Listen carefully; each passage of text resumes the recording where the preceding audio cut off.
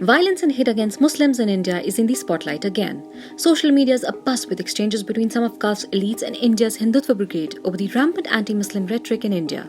It all began after right-wing Hindu politicians, activists and pro-government media linked a cluster of COVID-19 cases in India to Islamic missionary group Tablighi Jamaat. Since then, there has been a surge in ostracization and hate crimes against Muslims in many parts of the country. The hate and vilification was further peddled by far-right Hindu expats working in the United Arab Emirates.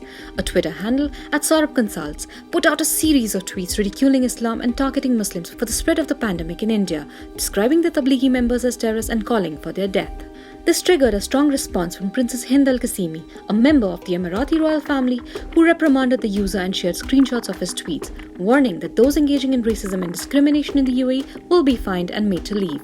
Qasimi also shared the UAE law that bans hate speech, pointing out that it's applicable to Emirati citizens and expats alike. She further added that such tweets will not go unnoticed. While these exchanges were going on, a derogatory tweet from 2015 resurfaced. One of the deputies of Indian Prime Minister Narendra Modi's right-wing Bharatiya Janata Party had made an offensive post about Arab women. The BJP member was seen quoting Tariq Fatah, a writer much loved by India's right wing and known for his anti-Muslim views. The tirade of vile anti-Muslim remarks made by Indian nationals living in the Middle East is forcing not only the royals, but also some of Gulf's leading lawmakers, human rights activists and scholars to reconsider their relationships with India. Mejab al-Sharika, a Kuwaiti human rights lawyer, has announced to voluntarily take the case of Indian Muslims to the UNHRC in Geneva. Saudi scholar Abdi Zahrani has called for the expulsion of Indians involved in hate speech from the Gulf region using the hashtag #SendHindutva The Organization of Islamic Cooperation has also raised concerns over the hate crimes and denounced the persecution of Indian Muslims. Almost 8.9 million Indians work in Gulf countries, and those supporting the Hindu right wing are now under the scanner for their anti-Muslim messages and hate speech. Some offenders have even been fired from their jobs and forced to leave the UAE. Sensing trouble and growing resentment in the Arab world, Prime Minister Modi played the diversity card. COVID-19 does not see race, religion, colour, caste, creed, language or borders before striking.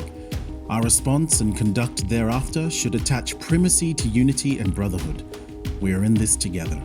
But many say this tweet was too little, too late, as it fell short of what was actually needed, condemning the right-wing brigade for their blatant anti-Muslim bigotry.